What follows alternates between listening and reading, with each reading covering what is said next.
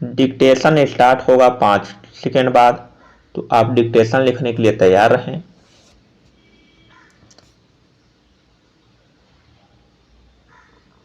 Start.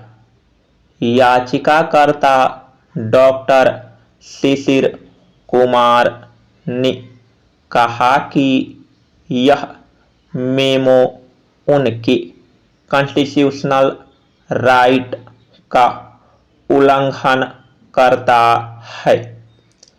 इसके अलावा यह प्रिंसिपल ऑफ नेचर जस्टिस के खिलाफ भी है।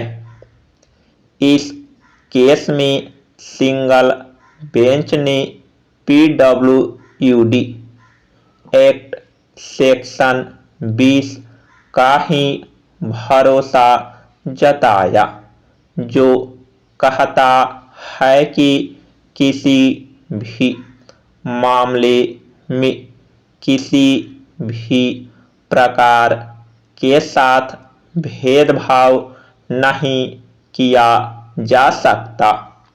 उन्होंने यूनिवर्सिटी के मेमो के आदेश को भी रद्द कर दिया और अथॉरिटी को सही कानूनी कदम उठाने की सलाह दी थी।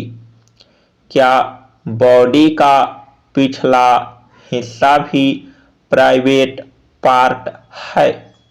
बम्बई पॉक्सो कोर्ट ने दिया बात हो रही है कि स्टेट्स ऑफ महाराष्ट्र बनाम शहर अलीसा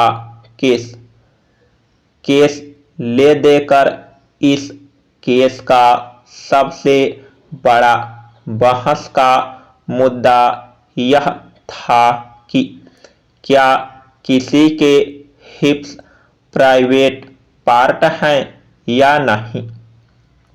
पृष्ठभूमि यह अभियोजन पक्ष का मामला था कि जब पीड़िता और उसकी दोस्त मंदिर की ओर जा रहे थे तो पास में बैठे 4 लड़कों के एक समूह में से काली टी शर्ट पहने एक लड़का उसके पास पहुंचा और उसके प्राइवेट पार्ट को छुआ। यह आरोप लगाया गया था कि इस घटना के बाद सभी लड़के हंसने लगे और पीड़िता वापस अपने घर चली गई।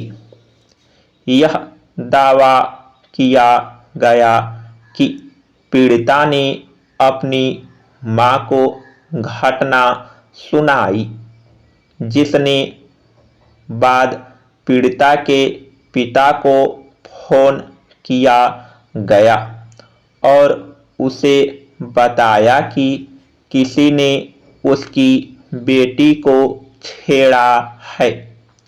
इसके बाद पिता घर वापस आए और पीड़िता को उस स्थान पर ले गए जहां उसने काली टी शर्ट पहने लड़के की तरफ इंगित किया था।